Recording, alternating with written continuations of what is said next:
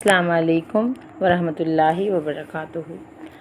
جیسا کہ آپ سب لوگ جانتے ہیں، بزرگان دین اور علماء اکرام کا یہ معمول رہا ہے کہ وہ اللہ تعالیٰ کے ساتھ لو لگائے رکھتے ہیں اور عبادات بجا لانے کے علاوہ وہ لوگوں کے اور اپنے مسائل کے حل کے لیے اور روزمرہ ضروریات کے لیے اللہ تبارک و تعالیٰ کے سامنے ہاتھ پھیلاتے ہیں۔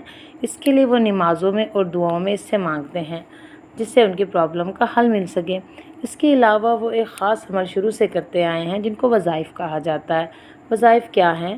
اس میں جلالت، اللہ تعالیٰ کے نام کو، اسم اعظم کو، کچھ آیات کو قرآن پاک کی یا احادیث میں دی ہوئی کچھ آیات کو مخصوص تعداد سے پڑھنا۔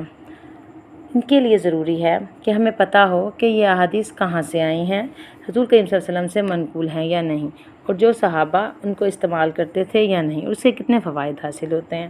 ان میں ایک چھوٹا سا کلمہ ہے جس کے بارے میں صحیح بخاری میں 162 نمبر کی احادیث ہے، جس میں فرمایا ان ابی ہریرہ رضی اللہ عنہ قال النبی صلی اللہ علیہ وآلہ وسلم کلمتان حبیبتان الی الرحمن خفیفتان علی اللسان ثقیلتان فی المیزان سبحان اللہ وبحمدہ سبحان اللہ العظیم۔ رسول کریم صلی اللہ علیہ وسلم نے فرمایا، دو ایسے کلمات ہیں جو میرے اللہ کو بہت محبوب ہیں، زبان پر بہت ہلکے ہیں اور اعمال کے ترازو میں بہت وزنی ہیں۔ وہ دو کلمے یہ ہیں، سبحان اللہ وبحمدہ سبحان اللہ العظیم۔ کسی بھی وظیفے کو پڑھنے کے لیے ہمیں پتہ ہونا چاہیے کہ اس کا مطلب کیا ہے، اس کے پڑھنے کے ہمیں کیا فائدے ہیں، اور رسول کریم صلی اللہ علیہ وسلم نے اس کو منقول کیا ہے کہ نہیں۔ کچھ ضعیف احادیث ہوتی ہیں جن کو ریلیشن کے بعد اور اس کی اتھینٹیفیکیشن کے بعد اس پر عمل کرنا چاہیے۔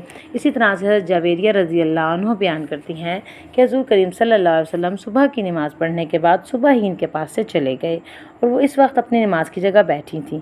پھر آپ دن چڑھے تشریف لائے اور وہیں بیٹھی ہوئی تھیں۔ آپ صلی اللہ علیہ وسلم نے فرمایا، کیا جس وقت میں تم کو چھوڑ کر گیا ہوں تم اسی طرح بیٹھی ہوئی ہو؟ حضرت جویریہ رضی اللہ عنہ نے عرض کیا، جی۔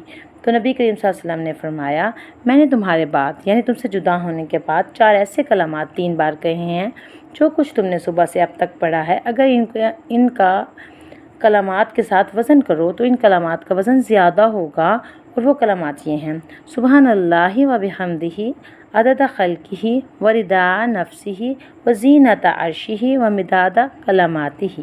اللہ تعالیٰ کی حمد و تسبیح ہے اس کی مخلوق کے عدد، اس کی رضا، اس کے عرش کے وزن، اس کے کلمات کی سیاہی کے برابر۔ یہ سنن نبوی ترمذی کی حدیث ہے 388 نمبر کی۔ جب بھی آپ لوگ کوئی وظیفہ پڑھا کریں یا سنیں تو اس کو پہلے اوتھینٹیکیشن کر لیں کہ یہ میرے نبی کی زبان سے نکلا بھی ہے کہ نہیں۔ اور سبحان اللہ وبحمدہ اور سبحان اللہ العظیم کا اثر یہ ہے کہ ایک دفعہ نبی کریم صلی اللہ علیہ وسلم سے کسی نے پوچھا کہ میرے رزق کی بہت کمی ہے تو مجھے کوئی آپ عمل بتائیے، تو آپ نے فرمایا کہ تم فجر کی نماز کی 2 سنت پڑھنے کے بعد 2 فرض پڑھنے سے پہلے 100 دفعہ یہ کلمات پڑھ لیا کرو، تمہاری رزق میں برکت ہوگی۔ تو اس نے یہ کلمات اسی طرح بترتیب پڑھے، اور کہا جاتا ہے کہ بعد کے کچھ عرصے میں اس کے پاس اتنا علم و اتنی دولت آئی کہ وہ اس کو مکہ کو چھوڑ کر جانا پڑا۔ وہ چرواہا تھا اور اس کے بعد بہت زیادہ بکریاں ہو گئیں، تو یہ اس کلمات کی برکت سے ہے۔ السلام علیکم ورحمۃ اللہ۔